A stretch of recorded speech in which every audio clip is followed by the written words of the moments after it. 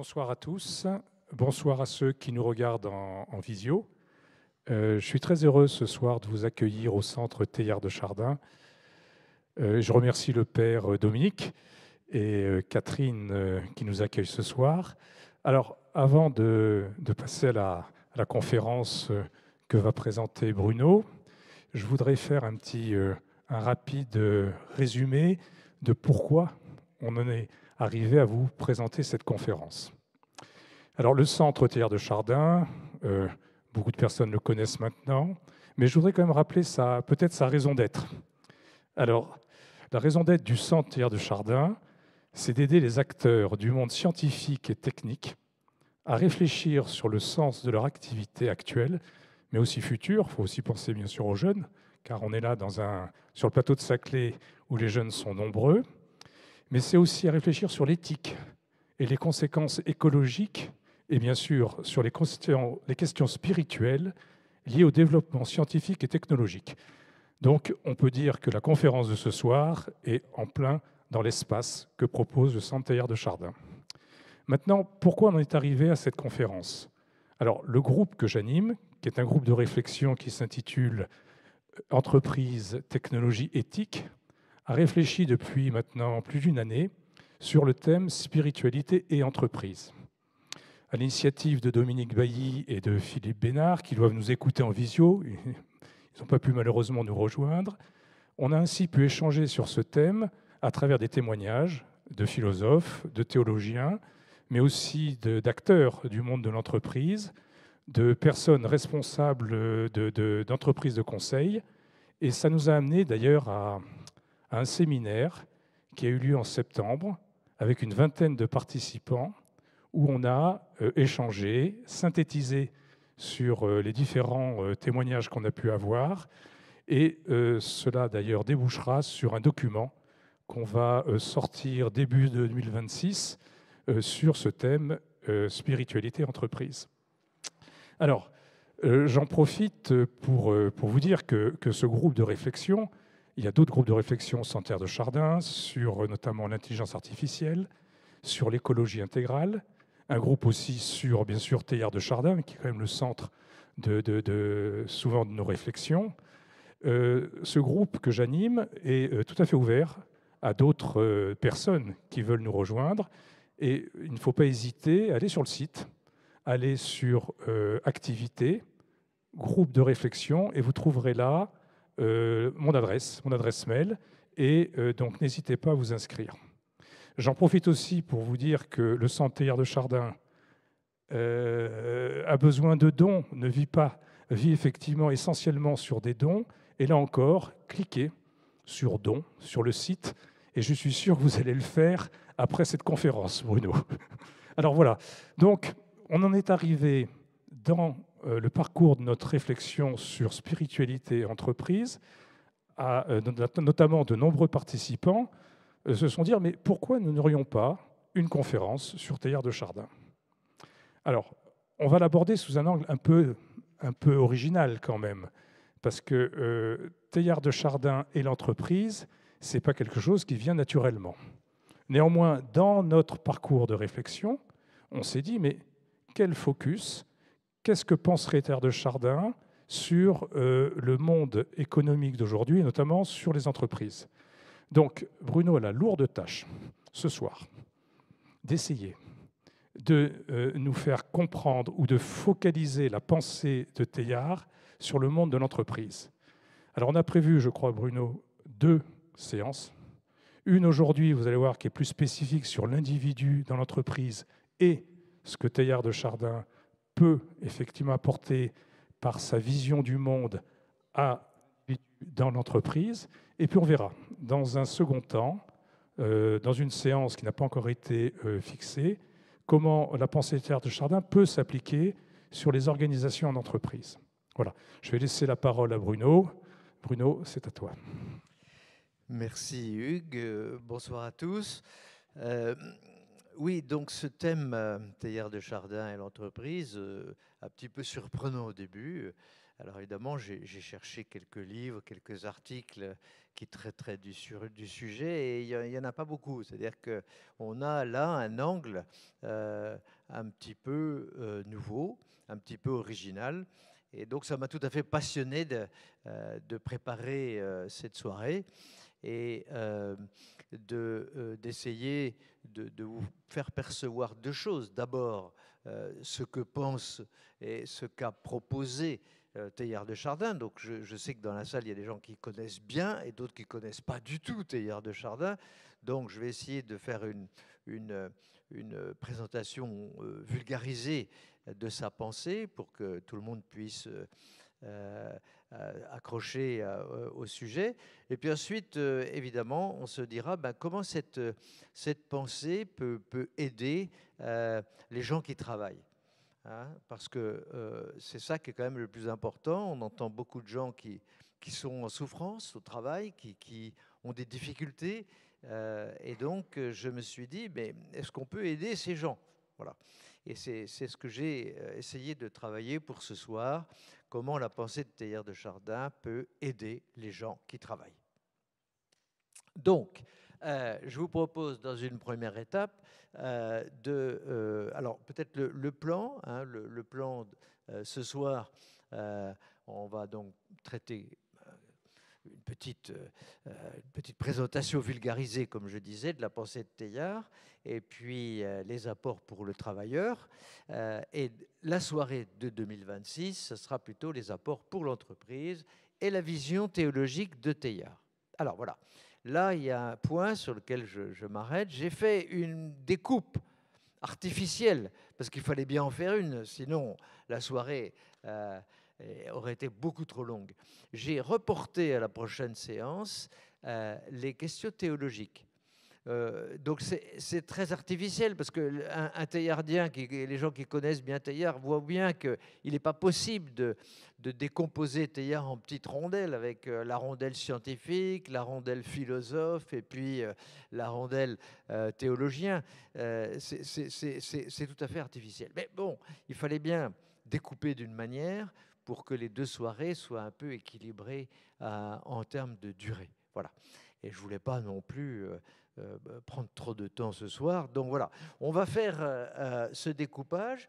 Ici, vous voyez cette plaque, je ne sais pas si les Parisiens savent que Teilhard de Chardin n'a pas habité Paris, mais quand il était de passage à Paris, il habitait rue Monsieur, et il y a une plaque, vous voyez, que j'ai pris en photo, qui aujourd'hui est sur l'immeuble, un immeuble qui appartient à l'entreprise Kering, voilà, rue Monsieur. Bien, donc ça c'était juste pour le clin d'œil. Ensuite, donc nous allons rentrer un petit peu dans une présentation du personnage et de ses pensées. Alors d'abord le personnage, quelques repères biographiques rapides. D'abord, c'est quelqu'un qui a vécu dans la première moitié du XXe siècle. Bon, né en 1881, bon, ok, on va dire qu'il était relativement jeune dans le 19e. Il avait donc vraiment une personnalité de la première moitié du XXe. Ça, c'est important à plusieurs titres. Au premier titre, déjà, c'est qu'il a été ordonné prêtre, vous le voyez, avant la guerre de 14-18, et donc mobilisé comme aumônier. Il a dit non, non, non, je ne veux pas être aumônier, je veux être brancardier. Et donc, il a fait la guerre de 14-18 comme brancardier. Il a eu un rôle tellement important qu'il a reçu des tas de médailles, décorations, etc., parce qu'il a vraiment, vraiment été dans les tranchées, à aller chercher les gens, et dans les tranchées, à essayer de soutenir les soldats. Et il était en particulier avec les tirailleurs sénégalais qui l'ont beaucoup aimé. Et ça c'est pas du tout neutre dans la suite de son parcours, parce qu'il a découvert là aussi une autre culture. Lui qui est né en Auvergne, qui avait toujours vécu relativement tranquillement dans cette province française. Voilà. Bon, autre élément très important que j'ai mis en gras, ben oui, c'est son stage au Muséum d'histoire naturelle, où il étudie les fossiles avec Marcellin Boule. Alors Marcellin Boule, c'était la sommité à l'époque dans le domaine de la paléontologie et de la géologie. Et donc il a eu beaucoup de chance d'être en contact avec cette personnalité dans ce stage. Et c'est là qu'il a pris goût, qu'il s'est mis à s'intéresser aux fossiles, à l'évolution, etc. Et toute sa passion pour les sciences viennent de ce stage. On sait que déjà quand il était enfant, il s'intéressait beaucoup à la nature, aux pierres. Il allait crapahuter dans la campagne. Donc c'est quelqu'un qui avait déjà une grande relation avec la nature, en particulier avec le minéral. Donc là, c'est la continuité. Et il soutient son doctorat en 1922, pardon. Et puis ensuite, bon, ben voilà, sa carrière démarre, et une carrière très internationale. Parce que d'abord, il va beaucoup travailler en Chine. Il est le premier géologue à décrire la géologie de la Chine. Il a énormément de popularité là-bas. Et encore aujourd'hui, hein, il y a des séminaires sur Teilhard de Chardin, il y a un musée Teilhard de Chardin en Chine, où il est toujours considéré comme une personnalité très importante pour le pays. Il a participé à l'étude du Sinanthrope, donc le premier fossile humain découvert en Chine. On a cru longtemps que c'était le plus vieux, mais en fait non. Après, on a découvert encore plus vieux.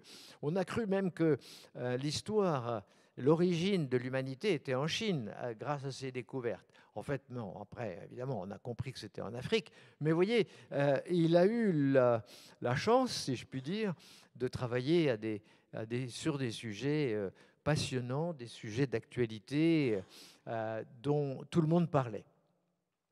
Voilà. Et puis, il est mort à New York en 1955, relativement seul, parce que, si vous voulez, en tant que jésuite, il a beaucoup travaillé donc scientifiquement, il a beaucoup écrit, et la Compagnie de Jésus, comme le Vatican, hein, tous les deux ont mal compris, n'ont pas compris, ont plutôt refusé ses idées pendant des années et des années.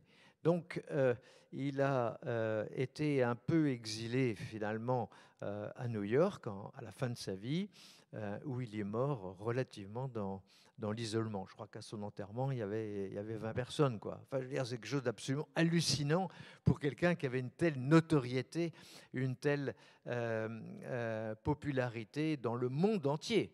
C'est ça qu'il faut comprendre, c'est que cette personnalité du XXe siècle avait atteint une popularité mondiale. Il était reçu dans toutes les grandes universités, il faisait des conférences, des colloques partout, invité à parler un peu partout.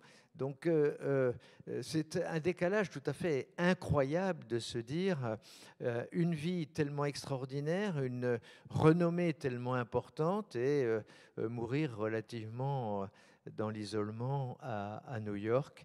Mais bon. Mais le jour de Pâques. Il est mort le jour de Pâques. Il est mort le jour de Pâques, effectivement. C'est tout un symbole. Pour lui, c'était... Il le souhaitait, et c'est arrivé. De même, un autre signe, puisqu'on est dans les signes, sa mère, quand il était démobilisé, donc après la guerre en 1918, je suppose, a dit « Tu n'es pas mort dans les tranchées, c'est qu'il y a quelque chose pour toi à faire sur Terre. Tu as une mission à accomplir. » Et donc, je crois qu'elle avait vu juste, c'est ce qu'on va voir ensuite dans le reste de son œuvre. Voilà, alors je poursuis avec donc les événements de la guerre, on en a parlé, ça a été tellement marquant, on peut imaginer, hein, passer 4 ans à aller chercher les blessés et les morts, ça doit être quelque chose d'incroyable. Et puis le deuxième événement assez important, c'est la Croisière jaune. Il a été engagé comme le géologue de l'expédition. Alors pour ceux qui ne connaissent pas, la Croisière jaune, c'est quoi? C'était un défi absolument fou lancé par André Citroën, qui était de rejoindre Pékin en voiture. Alors aujourd'hui, bof, bof, bof. Mais non, mais en fait, c'était tout à fait un exploit parce qu'il n'existait pas de route qui traverse la Mongolie, qui traverse les montagnes et tout ça. Il n'existait pas de route, sauf des sentiers avec pour les chevaux et les mulets, quoi. C'est tout. Donc, il a fallu passer par des contrées absolument incroyables avec des voitures à chenilles inventées par André Citroën. Parfois, pour passer des cols, on démontait les voitures en bas du col, à dos d'âne et dos d'homme, on passait toutes les pièces de l'autre côté du col pour remonter les voitures de l'autre côté. Ils ont eu tous les ennuis possibles avec les diplomates qui ne voulaient pas les laisser passer. Parce qu'en fait, les gens à l'époque, en Mongolie et en Chine, n'étaient pas du tout intéressés de voir une route se construire, s'ouvrir, parce qu'ils voulaient rester relativement isolés de l'Occident. Donc voilà, tous les ennuis diplomatiques, des menaces, et puis la pauvreté, les difficultés. Il y a des moments où ils se retrouvaient sans rien du tout en plein désert de Mongolie. Donc ça a été une chose incroyable qui a profondément marqué le père Teilhard de Chardin. Il a écrit des choses à cette occasion-là qui sont magnifiques. On y reviendra plus tard. Voilà. Donc maintenant, essayons de comprendre un peu le contexte dans lequel il travaille en tant que scientifique. En tant que scientifique, il a beaucoup de chance parce qu'il est dans un contexte où les découvertes se succèdent et il y a une grande effervescence sur le plan scientifique. Mais en même temps, effervescence veut dire grande déstabilisation. Déjà, bon, la théorie de l'évolution. Darwin, c'est pas si loin, c'est 1859. Mais en 1919, 20, etc., Darwin n'est toujours pas, la théorie de l'évolution n'est toujours pas acceptée, ni chez les scientifiques, encore moins chez les religieux. Donc, les gens qui s'intéressent à l'évolution, comme Teilhard, se heurtent un petit peu à une grosse réticence parce qu'on n'est pas du tout à l'aise avec cette théorie de l'évolution. Ensuite, eh bien, il y a la théorie des quanta, la physique quantique se développe. Alors là, révolution totale aussi dans la physique newtonienne qui était bien facile à comprendre. Je prends un poids, ça tombe. Ah oui, d'accord. Bon, le quantique, ça fait perdre ses repères à tout le monde. La relativité, là aussi, tous les repères scientifiques sont bouleversés.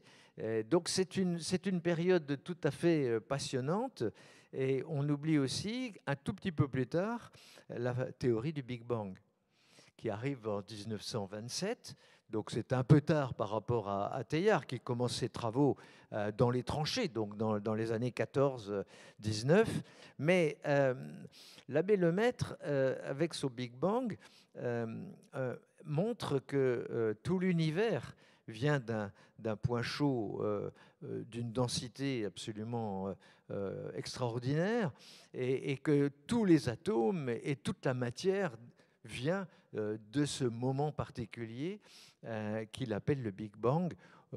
Et donc, c'est aussi une chose qui trouble énormément, qui passionne, mais en même temps qui trouble. Alors, pour l'anecdote, c'est intéressant, c'est qu'on a d'abord reproché à l'abbé Lemaître d'avoir proposé cette théorie en disant oui, alors vous êtes un prêtre, donc ça vous arrange bien de faire une théorie Big Bang là, qui fait que ça commence à un moment donné, donc c'est pour vous rapprocher de la Bible. Enfin, vous voyez, on lui a fait ses reproches, alors que ce n'est pas du tout ça. Il avait un esprit de scientifique, il mettait en œuvre ses méthodes scientifiques et avec la rigueur scientifique, il arrivait à cette théorie qui a été ensuite, comme vous le savez, acceptée par tout le monde et aujourd'hui à 80% est acceptée par la communauté scientifique. Voilà. Bon, je précise, il n'y a pas eu de contact entre Teilhard de Chardin et ces différentes personnes, hein, mais les colloques scientifiques existaient, les communications, les livres, les articles, les courriers qu'on s'envoyait entre scientifiques étaient extrêmement abondants. Et alors, avec Teilhard de Chardin, on a la chance d'avoir énormément de littérature, il a beaucoup écrit, donc on se rend compte de toutes ces relations avec le monde scientifique en général. Alors, je continue par quelques questions. D'abord, il se dit, mais avec tout ça, c'est en évolution, donc le monde est en évolution. Mais on ne peut plus lire la Genèse de manière littérale. Ce qu'on appelait le fixisme n'est plus possible. Après, il se dit, ok, il faut essayer de trouver une voie qui n'est ni dans le fixisme, mais est-ce que le hasard pur et dur peut complètement expliquer toute l'évolution de l'univers, de l'homme, et jusqu'à sa conscience et son intelligence d'aujourd'hui? Oui, il se pose des questions de ce genre. Il se pose des questions, évidemment, en sortant des tranchées. Pourquoi le mal, toutes ces horribles guerres qui ont fait des millions de morts? Pour un prêtre et pour un scientifique, c'est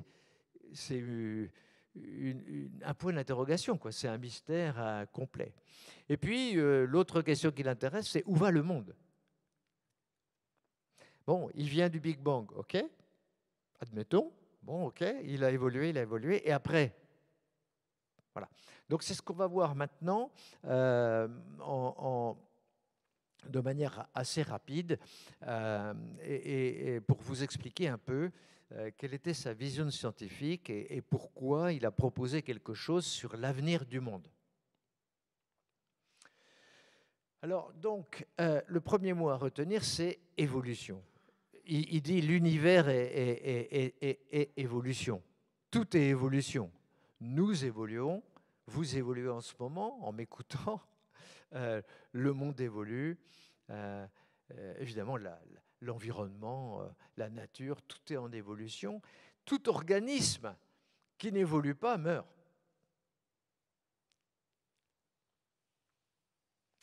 Mais, évidemment, cette évolution, comme je le disais, est-ce qu'elle peut s'expliquer par simplement le hasard pur? Donc c'est Darwin qui proposait que les différentes espèces animales se sont créées au hasard, qu'ensuite la sélection naturelle fait que certaines réussissent et d'autres ne réussissent pas. Et tout ça se fait par hasard. Lamarck, lui, avait dit quelque chose un tout petit peu avant, un petit peu historiquement avant Darwin, en disant mais non, c'est pas le hasard, c'est simplement la nécessité. Donc il disait si les girafes font des grands coups, c'est parce qu'elles ont été obligées à un moment d'aller chercher les feuilles de plus en plus haut sur les arbres. Donc ça fait grandir leur cou. Bon. Vous savez qu'il existe une troisième idée qui est le dessin intelligent. Le dessin intelligent, c'est une théorie que certains considèrent comme non scientifique parce qu'elle fait intervenir le créateur. Dieu donne des impulsions pour que les choses évoluent dans le bon sens. Le bon sens, c'est quoi? Jusqu'à l'homme et jusqu'à la conscience. Voilà, donc tout ça, il faut absolument le prendre en compte. Et jamais Teilhard de Chardin essaye de faire du concordisme, c'est-à-dire de faire coller sa foi avec les observations scientifiques. Il est scientifique et il fait de la science. Donc il cherche à comprendre les fossiles, l'évolution qu'il voit à travers les fossiles, les différentes découvertes qu'il peut faire. Et c'est là qu'il se rend compte qu'en fait, peut-être, il faut dire que Dieu fait se faire les choses, mais ne fait pas les choses. C'est-à-dire que Dieu n'est pas là pour créer au fil de l'eau tous les hommes qui apparaissent sur Terre, toutes les espèces, ça s'appelle le créationnisme, ni même Dieu est là pour pousser l'évolution à aller dans un sens et pas dans un autre, mais Dieu a mis en place les constantes de l'univers, les principes de l'évolution, les mécanismes de transformation qui font que ceci donne la possibilité que l'humain puisse apparaître sur Terre et que son intelligence puisse se développer jusqu'à la complexité du cerveau que nous connaissons aujourd'hui, qui est sans doute l'objet le plus complexe de l'univers. Bon, voilà, donc là, il fait une proposition qui est assez nouvelle à l'époque et qui a du mal à être comprise et qui a encore du mal à être comprise aujourd'hui. Certains scientifiques commencent à s'y intéresser et on voit des scientifiques qui disent « Oui, en fait, il avait raison, Teilhard. C'est que il ne s'agit pas de faire du dessin intelligent et qu'on pilote tout, mais les choses semblent avoir été des schémas, ont été inscrits au départ dans la matière, dès le Big Bang, et on voit que ça n'évolue pas n'importe comment. Les organismes n'évoluent pas n'importe comment. On voit des principes qui guident cette évolution. Voilà. Donc, on avance un petit peu avec une deuxième idée que je vous propose pour ce soir, après évolution, c'est complexification. Alors, pour Teilhard, il y a 3 infinis. Le premier infini, c'est l'infiniment petit, bon, tout le monde connaît. Le deuxième, l'infiniment grand, bon, c'est bien connu aussi. Et Teilhard propose l'infiniment complexe. Donc là, il chamboule un peu, là aussi, c'était quelque chose de nouveau. Et les gens se disent, bon alors là, est-ce que c'est vraiment scientifique tout ça? Mais en fait, ces observations scientifiques lui montrent que, oui, les atomes se sont associés pour faire des molécules, les molécules pour faire des organismes pluricellulaires, et puis des protéines complexes qui sont les briques du vivant, qui donnent les premiers organismes vivants extrêmement rudimentaires, lesquels évoluent, etc., pour arriver à des vertébrés, lesquels vertébrés arrivent à des primates, lesquels primates arrivent à l'être humain. Et à chaque fois, il y a une étape franchie vers une complexification plus grande, jusqu'à, comme je vous le disais, le cerveau humain, qui est donc l'objet le plus complexe de l'univers connu à ce jour. Donc voilà, on a dans sa vision, on a cette idée que, oui, tout ça, ça évolue, mais chaque fois que ça évolue en se complexifiant.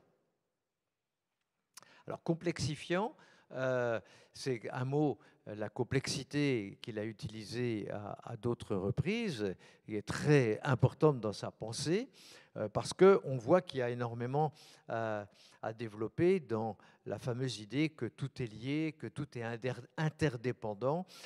Donc on reprendra ça un petit peu plus tard. Deuxième chose qui est, avec la complexification, il y a la montée en conscience. Alors là il fait aussi une proposition, on n'est plus dans les sciences, là, il spécule sur cette idée de dire, mais est-ce qu'il n'y a pas, en fait, dès les premiers atomes, un germe, évidemment infinitésimal de conscience dans la matière, inscrite dès le départ? Et au fur et à mesure de la complexification, la conscience augmente. Ce qui veut dire que l'homme qui a, comme je disais, la conscience la plus élevée, en ce moment, en tout cas sur Terre, a donc, est donc la flèche de l'évolution. Peut-être pas la flèche, ça ne veut pas dire que c'est la fin, c'est la flèche, ça veut dire que c'est le bout, hein, c'est ce qui est son extrémité. Voilà, donc il associe l'esprit et la matière. Voilà une proposition tout à fait révolutionnaire pour l'époque. Évidemment, ça n'a pas beaucoup plu dans certains milieux, on peut le comprendre. Mais aujourd'hui, quand on découvre que dans le règne animal, beaucoup d'animaux ont déjà une certaine forme de conscience, eh bien, on est tout à fait dans cette vue de l'évolution de la conscience au fil de l'évolution des espèces. Voilà, donc si on poursuit avec cette idée donc, de flèche pensante de l'évolution, comme je l'ai dit, il y a maintenant une autre idée chez lui, c'est que l'évolution a été buissonnante, hein, c'est-à-dire que ça foisonne, il y a des tas d'espèces qui tentent leur chance finalement, on peut dire, et puis certaines ne réussissent pas, tout simplement parce qu'elles ne sont pas bien armées par rapport à l'environnement ou par rapport à la concurrence. Donc il y a des tas d'essais-erreurs. Et donc ça passionne Teilhard de Chardin en disant, ben oui, ces essais-erreurs, ben, dans la nature, je les vois. Eh bien, en fait, c'est quelque chose qui va se poursuivre. Et dans la suite, dans l'évolution de l'humanité, on va continuer à avoir ce processus qui fait émerger des tas d'idées, qui fait créer des tas de choses. Et puis, il y a des choses qui ne marchent pas, il y a des choses qui sont nulles, donc on les oublie. Et puis, il y a des choses qui, au contraire, marchent bien, qui vont agréger d'autres choses et qui vont accumuler. Donc, il y a un effet d'additivité de la connaissance dans l'humanité. Donc ça, cette idée, c'est en fait, si vous voulez, il prolonge ces observations qu'il a faites dans la nature, il les prolonge pour l'avenir de l'humanité. Et il arrive à une idée qui est de dire l'humanité va quelque part. Elle va créer, elle va mettre en place une noosphère. Alors, qu'est-ce que la noosphère? Ben, noos, en grec, ça veut dire l'esprit, l'intelligence, etc. Donc, pour Teilhard de Chardin, il y a une noosphère qui est en train de se créer au-dessus de l'humanité, si vous voulez, qui émerge de l'activité intellectuelle et spirituelle des hommes. Alors, ce n'est pas que un agrégat de connaissances. Hein, on pourrait dire, bah oui, voilà, Wikipédia, c'est la noosphère. Non. Oui, il y a le besoin d'une agrégation, comme je l'ai dit tout à l'heure, de connaissances, donc un capital de connaissances qui va se partager et qui va augmenter dans l'humanité. Mais il y a aussi la conscience collective. Exemple, alors je prends toujours l'exemple de l'écologie pour dire qu'il y a une conscience planétaire de l'écologie qui s'est développée. Alors, peut-être pas à 100%, pas aussi bien qu'on voudrait, peut-être pas tout à fait partout, mais en quelques années, on a quand même vu une conscience émerger sur l'écologie qui a été quand même extrêmement intéressante à observer par rapport à ce projet de noosphère. Donc, vous voyez, les connaissances s'agrègent et se complémentent. C'est le capital de connaissances de l'humanité. Les consciences se rapprochent sur un certain nombre de sujets, en tout cas. Et puis, troisième élément, pour faire la noosphère, dans l'esprit de Teilhard de Chardin, il y a aussi la fraternité, la communion entre les hommes, qui fait qu'on va se rapprocher, non pas sous la contrainte, mais de manière volontaire, fraternelle, et non pas pour essayer de faire une uniformisation de toute l'humanité, mais pour collaborer et pour communier à ce projet de noosphère. Voilà, donc retenez ce mot de noosphère, il est très, très intéressant parce qu'en fait, aujourd'hui, on voit qu'il est repris un peu partout. Et Teilhard de Chardin, qui a été un peu oublié, alors il y a eu ses années de gloire, on va dire, dans les années, jusqu'aux années 60, 70, tout le monde connaissait Teilhard de Chardin. Et puis hop, c'est un peu tombé.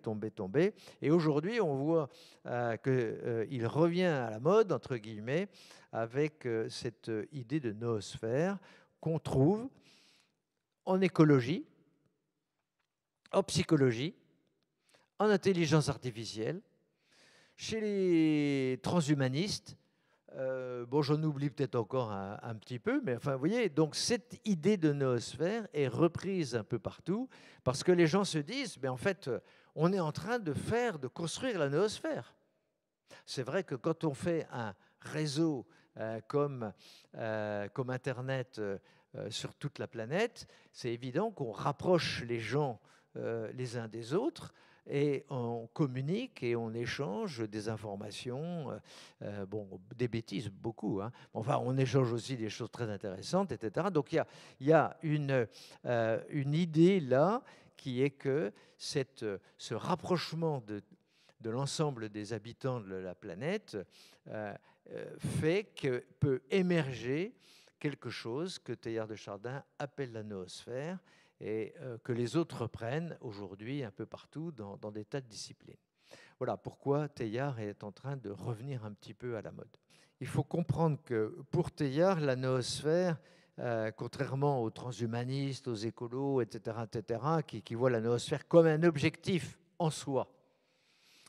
Pour Teilhard de Chardin, la noosphère n'est pas un objectif en soi, c'est une étape qui mène au point oméga, et le point oméga, c'est Dieu. Donc, vous voyez, qu'est-ce qu'il décrit? Il décrit un grand mouvement qui part du Big Bang,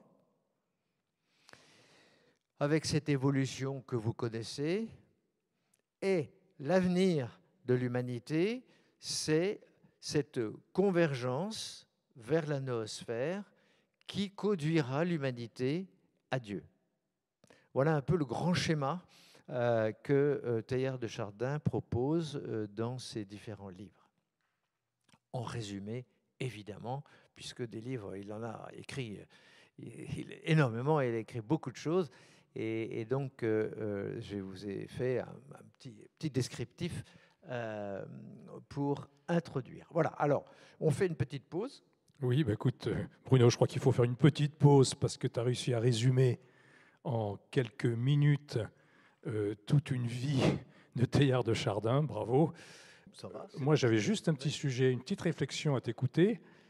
Je ne sais pas si ça apparaît dans les réflexions de Teilhard de Chardin, mais en tant que géologue, anthropologue surtout, en fait, donc l'évolution de l'homme qui l'intéressait, il était en plein dans la discussion de la tectonique des plaques.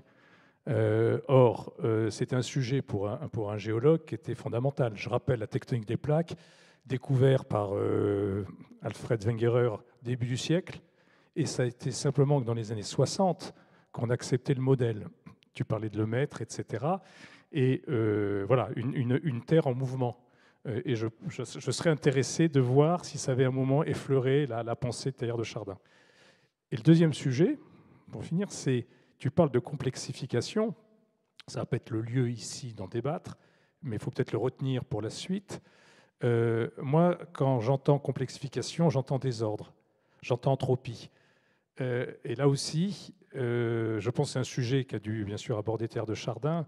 Lui, il voit la complexification comme vers un ordre, on va dire, supérieur, complexe, mais un ordre, c'est comme ça que je le comprends, alors que la physique démontre qu'on va irrémédiablement vers un état de désordre.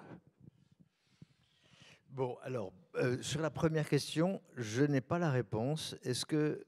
Non, non plus. Parce que nous avons un Teilhardien émérite dans la salle, donc on n'a pas de... Mais c'est un sujet intéressant parce que, évidemment, en tant que géologue, la tectonique des plaques, ça serait assez logique qu'il soit au courant et qu'il s'y soit intéressé à un moment ou à un autre, tout à fait. Mais donc on n'a pas la réponse.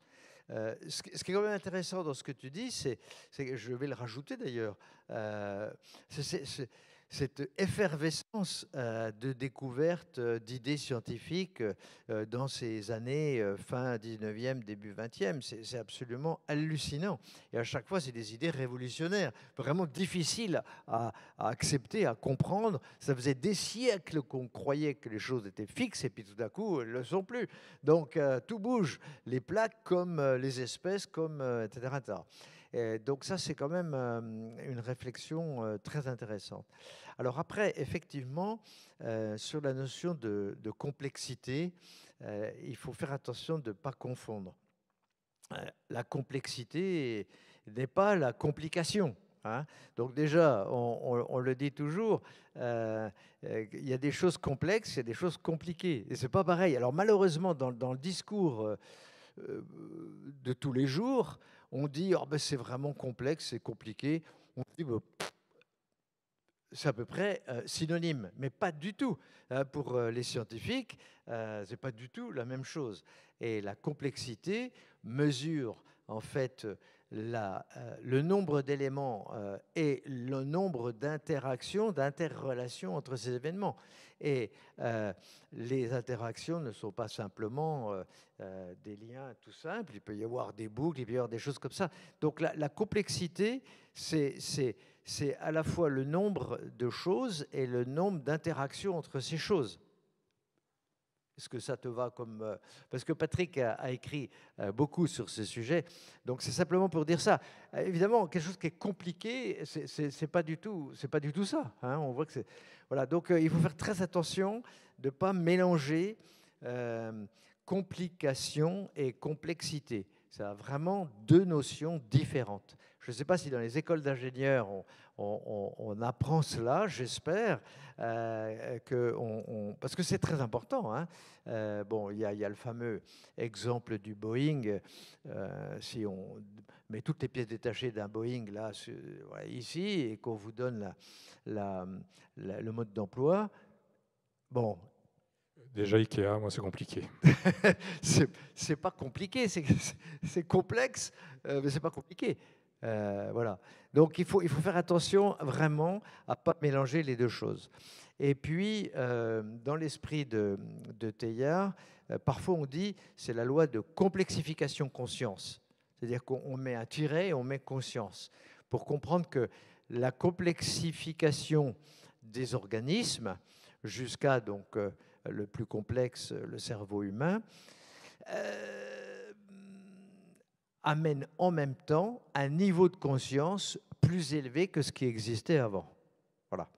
Donc, j'aurais peut-être dû d'ailleurs mettre complexification conscience pour pas séparer les deux mots.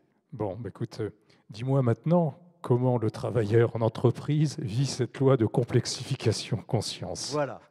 Alors, donc, deuxième partie, si vous voulez bien. D'abord, on a fait un petit brainstorming avec l'équipe en se disant ben, quelles sont les difficultés des travailleurs aujourd'hui. Bon, il y en a beaucoup. Hein, je suis sûr que si on faisait un sondage, on trouverait des tas de réponses. Mais on en a trouvé quand même quelques-unes enfin pas mal. Je pense qu'on représente une bonne part des choses qu'on entend. On entend beaucoup parler de relations conflictuelles en entreprise, de harcèlement, de pression excessive, d'un chef trop autoritaire. On entend beaucoup parler de charge de travail, de surcharge informationnelle. Quand on a des milliers de mails qui arrivent, bon, bah, le cerveau, même le cerveau a ses limites. Hein. Même s'il est l'objet le plus complexe de l'univers, bon, il a ses limites. Donc là, on frise le burn-out hein, avec ces deux premiers éléments. Il y a beaucoup de court-termisme qui est critiqué. Tout doit être fait vite, immédiatement, pour hier. Et puis, parfois, on reçoit un email un dimanche matin. Alors, est-ce qu'il faut que je réponde tout de suite?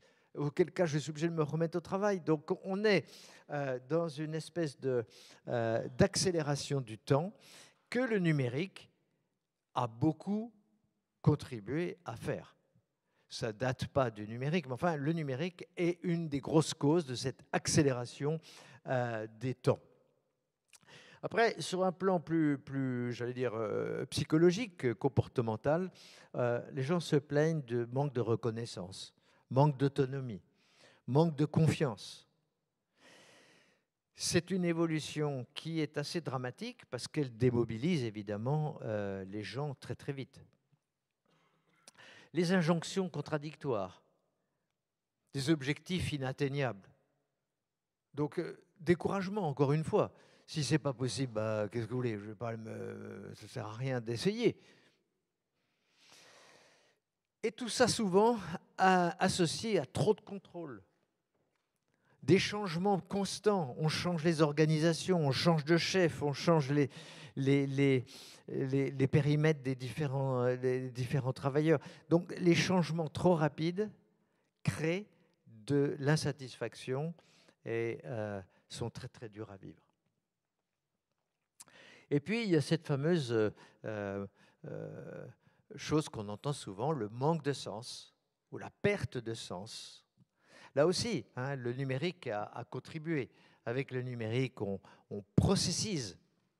On fait des process qui sont automatisés pour partie et le travailleur doit faire une chose à un certain moment dans un process.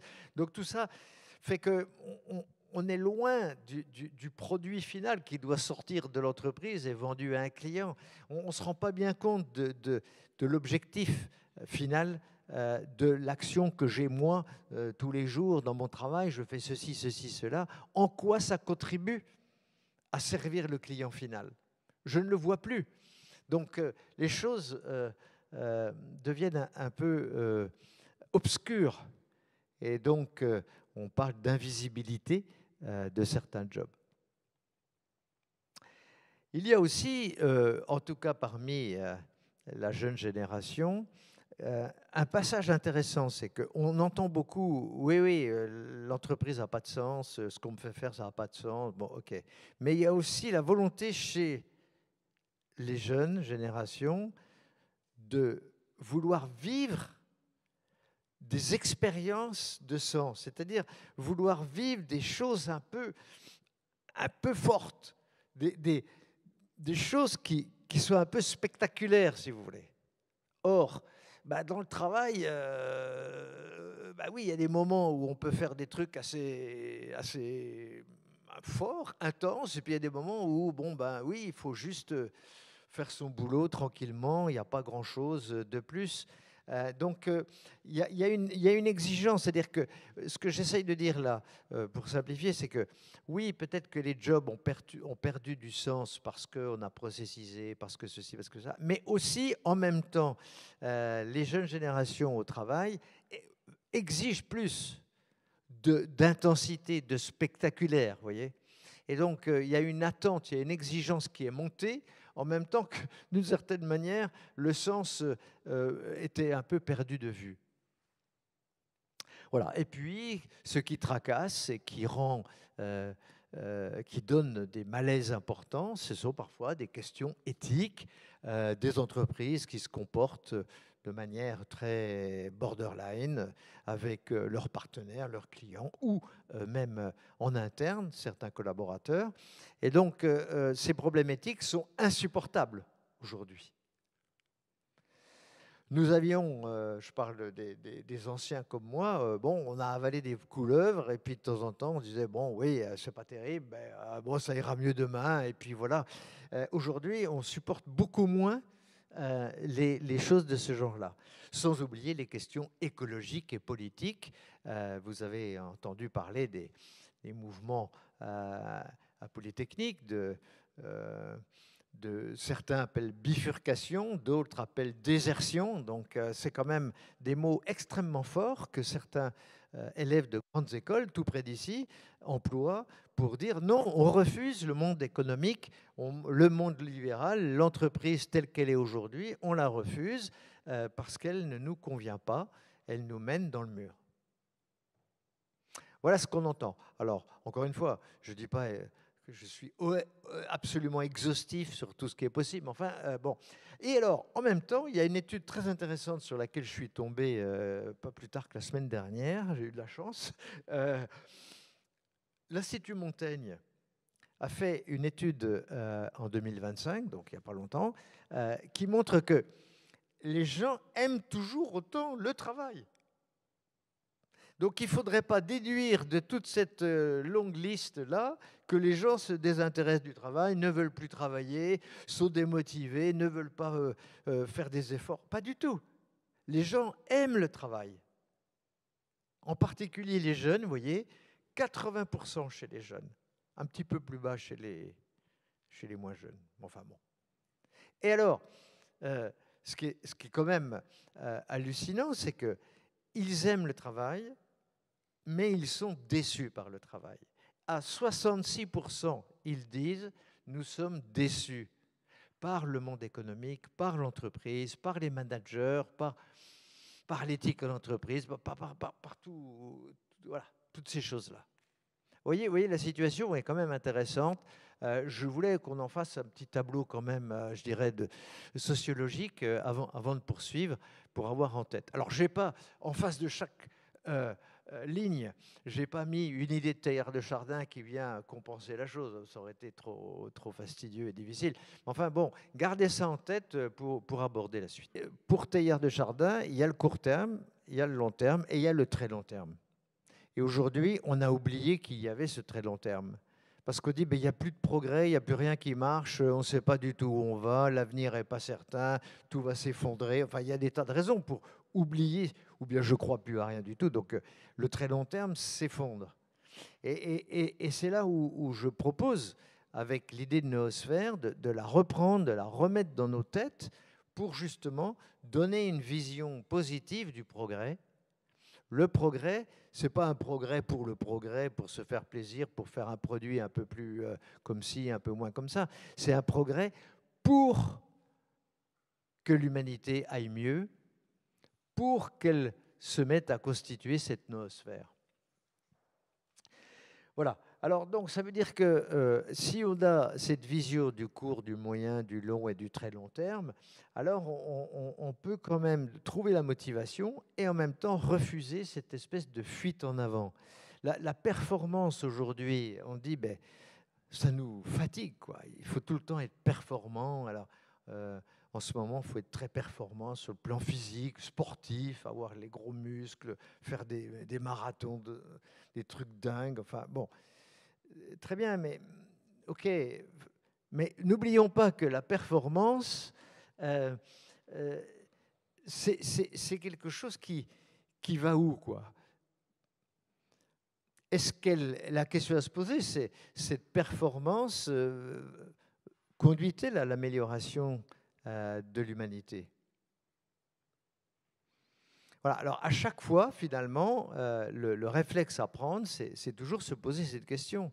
Est-ce que je vais apporter quelque chose? Est-ce que j'apporte ma pierre à l'édifice de construction de la noosphère? Avec Teilhard de Chardin, il décrit finalement un cheminement personnel. Donc les personnes doivent réfléchir à leur cheminement qualitatif. Comment je peux m'améliorer moi-même?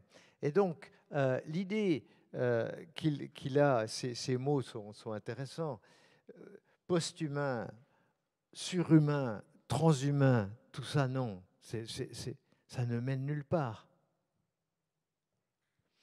Ce qu'il faut, c'est essayer d'être ultra-humain, c'est-à-dire être plus humain. Donc développer son humanité, développer ses qualités humaines. Donc les qualités humaines, le pardon, voilà une chose qu'en entreprise, on a quand même bien du mal, parce que si on pardonne, on va être jugé comme un mec faible, voilà. Non, oui, mais réfléchissons à deux fois.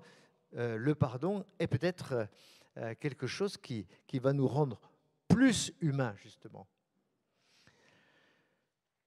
L'humilité, la fidélité et la loyauté. Alors, j'ai mis ces trois mots parce qu'ils sont bien démontrés par la vie de Teilhard de Chardin. Malgré les obstacles, on l'a beaucoup critiqué. La Compagnie de Jésus l'a beaucoup critiqué. Eh bien, malgré tout, il est resté loyal. Il est resté un jésuite. Il aurait pu dire, bon, ça va, il commence à tous me casser les pieds, je pars et je vais faire ce que je veux en étant ailleurs. Ce n'est pas ce qu'il a fait. Parce que pour lui, cette fidélité, cette loyauté font partie de ses valeurs profondes. Et s'améliorer en tant que qualité, dans les qualités humaines, c'est ça, c'est être conscient que sans humilité, sans fidélité, sans loyauté, on devient des espèces de robots qui performent, d'accord, mais qui ne conduisent pas du tout à une union fraternelle de l'humanité. Donc il y a un choix à faire là, hein. On est soit dans la performance ultra robotisée, soit dans les qualités humaines. Teilhard de Chardin nous dit c'est toujours dans les qualités humaines qu'on doit avancer. Et alors, ces mots que vous ne connaissez peut-être pas, se centrer. Alors, se centrer, c'est devenu très à la mode. On dit aux gens la connaissance de soi, se centrer sur soi. Il y a beaucoup de psy et de mouvements divers et variés qui incitent à cette centration. Et c'est une bonne chose. Il faut se connaître, il faut cultiver son intériorité, hein, se relier à soi, comme on dit. Donc tout ça, c'est des choses très importantes. Mais Teilhard de Chardin nous dit, attention, ne restons pas dans notre nombril. Il faut sortir de soi, se décentrer. Donc se décentrer, c'est pour aller vers les autres. Se décentrer, c'est pour améliorer le monde autour de soi, c'est pour prendre soin des autres. Voilà une recette du bonheur, hein. Prendre soin des autres rend heureux et apporte quelque chose à l'autre en même temps, hein. Donc, en entreprise ou ailleurs, se décentrer, ça signifie voir si je peux rendre service à mon collègue. Et puis, donc, se surcentrer. Troisième mot qui est moins connu, je pense. Pour Teilhard de Chardin, se surcentrer, ça veut dire se raccrocher à des réalités supérieures. À Dieu, mais aussi, comme on l'a dit tout à l'heure, le bien commun, l'union de l'humanité. Voilà, je dois faire l'effort de sortir de moi-même, de me relier aux autres et de me raccrocher aux réalités supérieures. Le bien commun, l'union de l'humanité, le Créateur. Alors, les crises. Alors, Teilhard de Chardin, il en a connu des crises, comme je disais, hein. Bon, la guerre de 14-18, il a beaucoup écrit, hein, sur les crises, parce que il dit une chose, c'est que si vous regardez les différentes crises dans l'histoire de l'humanité, il en sort toujours un progrès. Et l'humanité a besoin parfois d'un coup très dur. Bon, la guerre 14-18, c'est vraiment bon, hein, pour que derrière, il se passe des choses. On crée la Société des Nations, on fait des conventions à Genève, on crée la Croix-Rouge. Enfin, il se passe des tas de choses après les moments les plus durs. Donc, il faut toujours se dire que les choses ont une... Après les désastres, il se passe des choses positives. L'autre idée, c'est avancer à petits pas. Les crises font que on n'arrive pas à changer les choses. Dans une entreprise, il y a des gros problèmes. Ok, ben oui. Est-ce que je choisis de faire mon travail le plus consciencieusement possible, d'aider petit pas par petit pas à améliorer les choses, ou est-ce que je propose des grandes idées qui vont changer les lignes de production et toutes des choses qui sont à peu près inapplicables?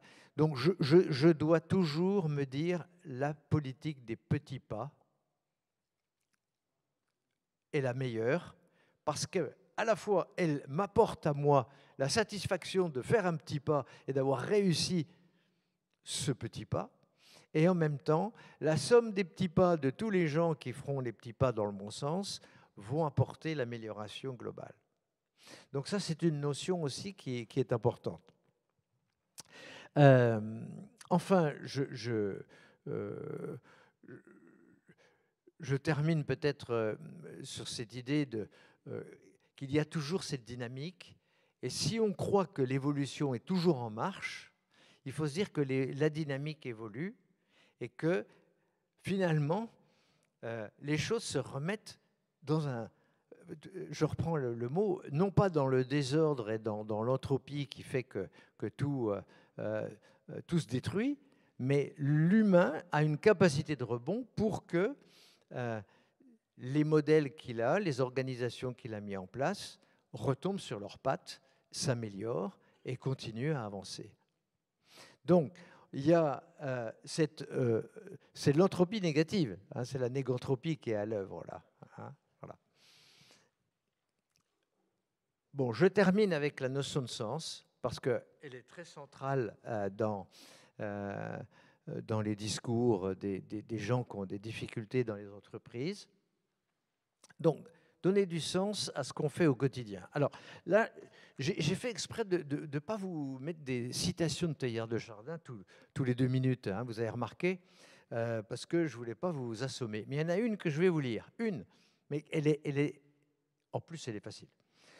N'oubliez pas que ce qui donne de sa valeur et de son intérêt à la vie, ce n'est pas tant d'accomplir des réalisations spectaculaires que d'accomplir des choses ordinaires avec la perception de leur immense valeur.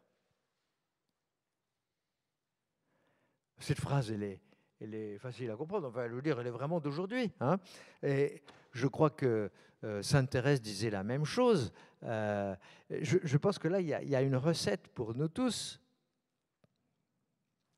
Plutôt que de chercher, et nous en particulier, dans notre 2025, on cherche le spectaculaire, puis dès qu'on... Ah, je vais prendre en vidéo, puis je vais poster sur Facebook, ça va faire le buzz et tout ça. Donc la recherche de spectaculaire est quelque chose qui est poussé par, par le numérique.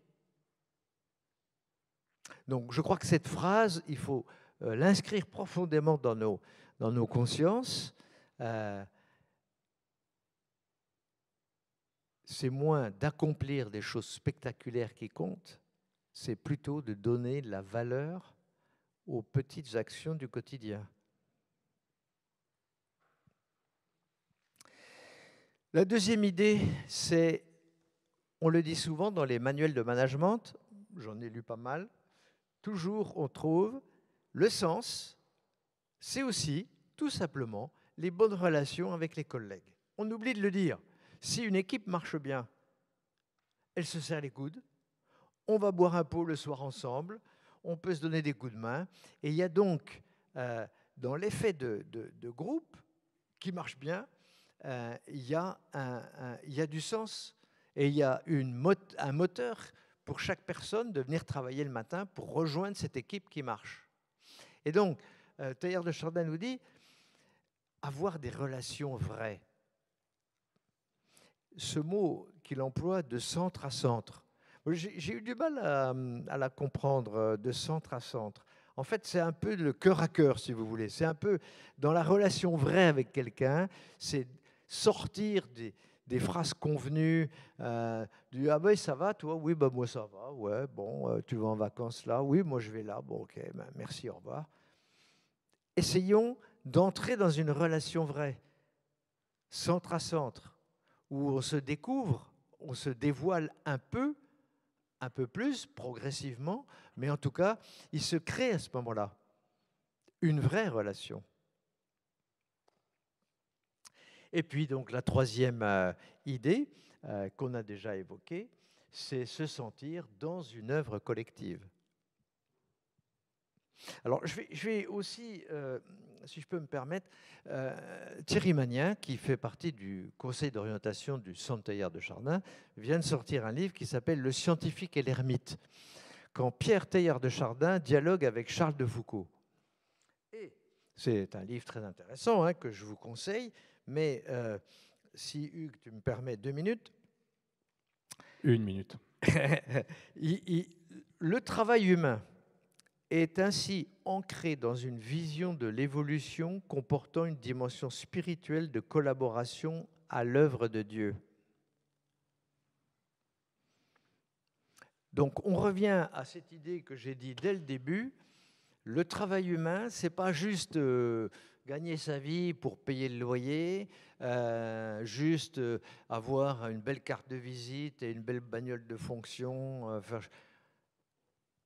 C'est collaborer à une œuvre qui est une grande œuvre, qui est une œuvre collective, une œuvre d'amélioration de la société, de développement de la noosphère et donc collaborer à la création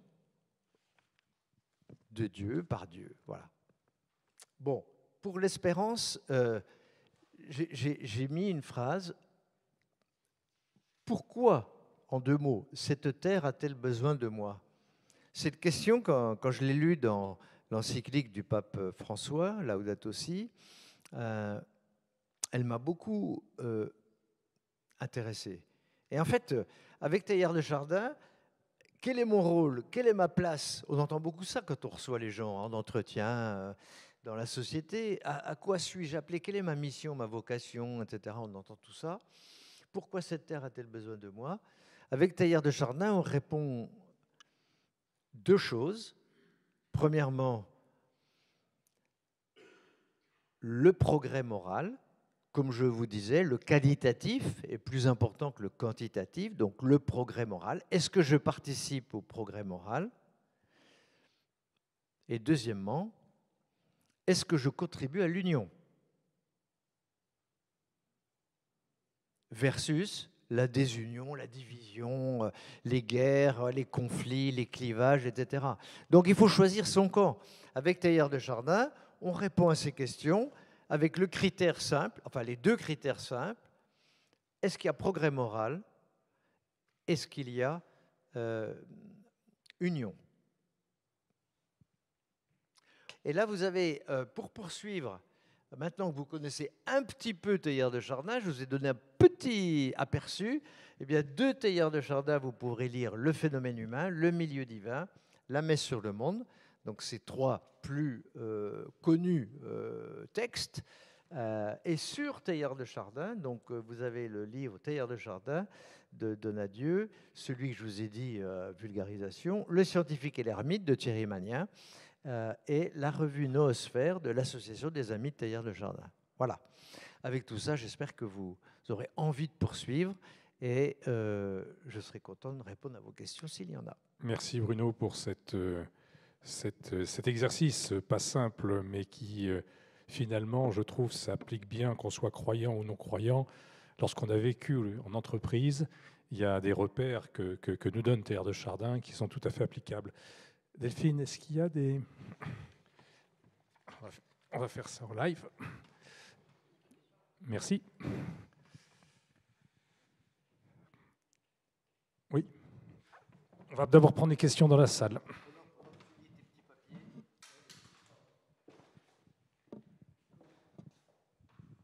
Ma question, ou c'est plutôt un commentaire, est assez simple. J'adhère à tout ce que vous avez dit, mais la question que je me pose, c'est est-ce que c'est vraiment spécifique de l'entreprise et tout ce que vous avez proposé via Teilhard de Chardin ne s'appliquerait-il pas à toute activité humaine? Je crois que vous avez raison. Hein. C'est sûr que dès l'instant qu'il y a des gens qui, ensemble, font quelque chose, entre guillemets, une association, et merci de la question, parce que je vais rebondir à la blague de Hugues tout à l'heure, qui disait, bon, bah oui, l'Église aussi, c'est une entreprise. Bah, on peut le voir comme ça. Effectivement, à partir du moment où un ensemble de personnes collaborent à un projet commun, il y a association, entreprise, on appelle ça comme on veut, un collectif, et tout ce qui est là marche très bien. Bon, ce qu'il y a de spécifique avec l'entreprise, c'est vrai, c'est qu'il y a des rapports de subordination, il y a une hiérarchie, il y a de l'argent qui circule, bon, il y a toutes ces problématiques qui viennent attiser un peu les problèmes. Il y a d'autres problèmes dans les milieux associatifs ou dans l'Église et tout ça. Hein, c'est sûr, chacun a ses problèmes. Bon.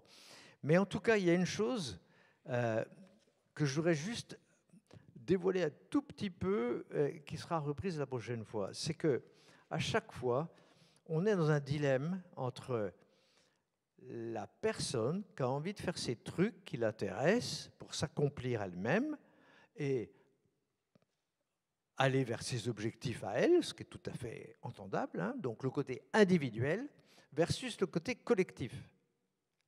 Et ça, vous prenez une association, bah vous avez des bénévoles qui vont vouloir faire leur truc, à leur manière, à leur idée et tout ça, mais il faut quand même que le collectif fonctionne. dans l'entreprise, c'est exactement pareil. Si chacun a une vue extrêmement individualiste de son travail, rien ne pourra se construire collectivement. Donc, pourquoi je parle de ça, c'est parce que je crois que dans les entreprises, dans les associations, dans l'Église, partout, cette question de l'articulation individuelle-collective est absolument centrale. D'ailleurs, Teilhard de Chardin en parle, et il a des phrases extrêmement intéressantes sur le sujet. Je ne vais pas tout dévoiler parce que ça sera la prochaine fois, mais n'empêche que pour lui, le collectif, c'est quoi? Ben, c'est ce projet commun. On construit la noosphère, on va tous ensemble quelque part. Mais chaque personne reste singulière, unique, et c'est une association, une communion de personnes, et non pas une espèce de fusion, si vous voulez, dans un grand tout. Vous voyez l'autre à l'extrême, hein, l'autre vision du monde, hein, c'est la fusion dans un grand tout. Là, les personnes n'existent plus, puisque toutes ces énergies humaines vont se réunir dans un grand tout. On ne sait pas trop ce que c'est. Voilà. Non, avec Teilhard de Chardin, avec la théologie chrétienne, ce n'est pas du tout le grand tout. Ce sont des personnes qui constituent l'humanité, qui va rejoindre Dieu, qui est lui-même une personne. Donc on est dans j'allais dire un schéma, excusez le mot un peu, bon, voilà, qui permet de résoudre cette question de l'individu versus le collectif, en ayant avec le côté individuel, en gardant la personne comme étant centrale, mais qui participe à ce projet pour l'humanité qui est de construire la noosphère et de rejoindre Dieu. Très bien. Alors, j'ai eu le temps, comme ça, de lire pas mal de questions, et la plupart reposent ou s'intéressent au côté spirituel et sens. Alors, je vais t'en poser une. Teilhard se positionne en se reposant sur la spiritualité. Pour celui qui ne croit pas, que lui dirait-il? Je m'attendais un peu à cette question. C'est tout à fait normal de la poser. Il rajoute, excuse-moi, je t'interromps, la personne qui a posé cette question, quel sens donner au travail dans ce cas-là? D'accord. Alors justement, je reviens à ce que je disais tout à l'heure, cette notion de noosphère me paraît être la réponse. Parce que la noosphère, pour les écologistes, n'est pas spirituelle au sens chrétien du terme. La noosphère, pour les gens du numérique ou les psychologues, n'est pas non plus spirituelle, chrétienne ou que sais-je. La noosphère, pour ces gens-là, c'est un objectif commun pour toute l'humanité. Et donc, ce que je répondrais à des gens qui sont éloignés de l'Église, qui n'ont, comment tu disais, pas une spiritualité, enfin, qui ne veulent pas considérer la question spirituelle, etc. OK. Ben, ce qu'on pourrait répondre peut-être, mais là je fais un peu une hypothèse, hein, ça vient de moi, c'est de dire, ben, écoutez, OK, mais au moins, considérez que l'humanité a un projet, l'humanité va quelque part, va construire, est en train de construire cette noosphère, donc contribuer à cette construction, c'est ça le projet qui peut donner sens au travail en l'absence de spiritualité. Je ne sais pas si je suis clair. Tout à fait. Et une dernière question, parce qu'on arrive à la fin de cette conférence, qui un peu rappelle tout le cheminement qu'on a eu sur le thème spiritualité et entreprise. Comme l'entreprise cherche avant tout le profit et l'équilibre économique, ne pousse-t-elle pas justement à réduire la spiritualité et la réflexion? Et la réflexion. C'est-à-dire que derrière cette question, c'est centré sur le profit et l'équilibre, on va dire économique, elle s'interdit ou elle s'empêche de créer un espace sur la spiritualité et la réflexion. C'est une autre façon d'aborder notre thème. Oui, oui, oui, oui. Ce que ne semble pas dire, effectivement, Teilhard de Chardin. Oui, oui, tout à fait. Alors, ben, je crois que bon, si on regarde les choses un peu de manière caricaturale, je crois qu'on a fait beaucoup d'efforts dans le monde économique et le monde intellectuel pour essayer de mettre la spiritualité le plus loin possible, de l'ignorer, de la limiter à la sphère ultra privée des personnes. On a fait beaucoup d'efforts pour ça. Bon. Mais en fait, on n'y arrive pas. C'est-à-dire, tous les travaux du groupe Entreprise et Spiritualité ont montré qu'on pousse la spiritualité à l'extérieur, ben, elle revient par la fenêtre. Parce que moi, je crois qu'elle est une dimension de l'être humain. On peut essayer de l'ignorer, on peut ne pas la développer, bon, chacun est libre, hein, c'est sûr, mais elle est là.